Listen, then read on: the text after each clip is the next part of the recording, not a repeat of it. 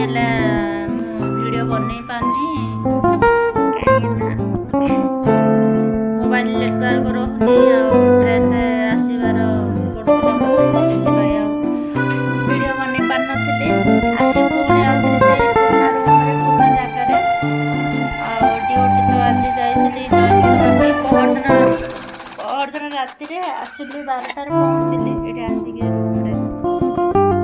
ତ ସେଥିପାଇଁ ଭିଡ଼ିଓ ବନେଇ ପାରୁନଥିଲି ଆଉ ଆଜି ବି ଡ୍ୟୁଟି ଯାଇଥିଲି ଜଏନିଂ ହେବା ପାଇଁ। ତ ଏମିତି ଜଏନିଂ ହେବା ପାଇଁ ଯାଇଥିଲି କାହିଁକିନା ହେଲା ନୂଆ କମ୍ପାନୀଟା କାଳେ ଜଏନିଂ ନେବ ନ ନେବ ସେଥିପାଇଁ ଯାଇଥିଲି ଜଏନିଂ ହେଲା। ପୁଣି ଖାଇବା ନେଇକି ଯାଇନଥିଲି ତ ଆଜି ଗୋଟେ ପଳେଇ ଆସିଲି ଆଉ କାଲି ଯାଇକିରି ଆମ କାମରେ ଷ୍ଟାର୍ଟ ପୁଣି ସକାଳ 8ଟାରେ ଯିବ ରାତି 8ଟାରେ ଆସିବ। ଆଉ କ'ଣ କରିବି ଆଉଥରେ ପୁଣି ଆମର ଗୋଟେ ଆପ୍ଲାଏ କରାହେଇଛି ଯେତେବେଳେ ସେ ଘରଟା ଆସିବ କି କଲ୍ ଆସିଲେ ତ ମୋତେ ପୁଣି ଯିବାକୁ ପଡ଼ିବ।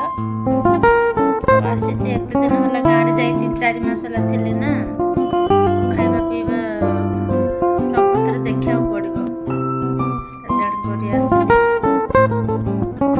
ସେଇ ପୁରୁଣା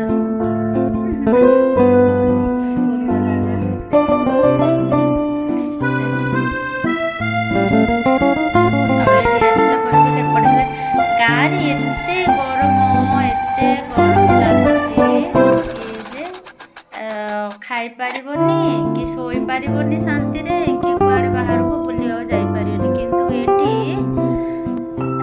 ଏଠି ଏତେ ଥଣ୍ଡା ଲାଗୁଛି କେମିତି କେଜାଣି। ଏଠି ବର୍ଷା ଟିକେ ପାଗ କରି ରଖିଛି ବର୍ଷା କେମିତି ସବୁବେଳେ ଖରା ବି ହେଉଛି ବର୍ଷା ବି ହେଉଛି କିନ୍ତୁ ପ୍ରବଳ ଥଣ୍ଡା ଲାଗୁଛି ରୁମ୍ରେ ବହୁତ ଥଣ୍ଡା ଲାଗୁଛି। ଆମେ ରାତିରେ ସମସ୍ତେ ଶୋଇଲା ବେଳକୁ ବେଡ଼ସିଟ୍ ନେଇକି ଶୋଉଛୁ ଥଣ୍ଡା ଲାଗୁଛି। ଗାଁରେ ଏତେ ସବୁବେଳେ ବର୍ଷା ହେଇକିରି ରାତି ଦିନ ବର୍ଷା ହେଇକି କାହିଁକି ଏଠି ଗରମ ଲାଗେନି। ଏଠି ଯୋଉ ହାୱାଟା ଆସେ ନା ହାୱା ବାଜୁଛି ମାନେ ପବନ ପ୍ରବଳ ହେଉଛି ତେଣୁକରି ସେ ଗରମଟା କାଟି ଦେଉଛି ପବନ ଯୋଉ ହେଉଛି ତେଣୁକରି ଏତେ ଗରମ ଲାଗେନି। ଆସି ପହଞ୍ଚି ଗଲୁ କ'ଣ କରିବା ଡ୍ୟୁଟିରେ ଆମର ଡ୍ୟୁଟି କଣ୍ଟିନ୍ୟୁ ହେବ। ଡ୍ୟୁଟି ଛାଡ଼ିଦେଲେ ତ ମଣିଷ ବଞ୍ଚି ପାରିବନି କ'ଣ କରିବା।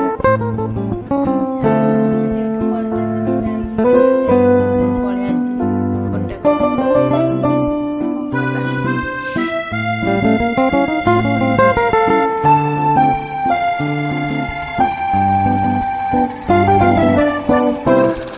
ରୋଷେଇବାସ କରିବା।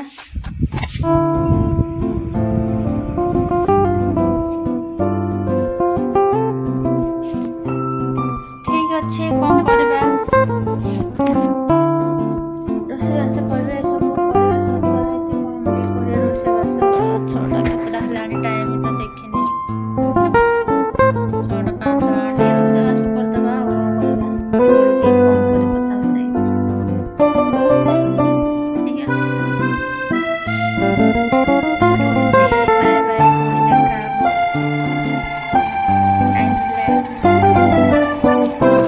ଟାଇମ୍ ତ ହବ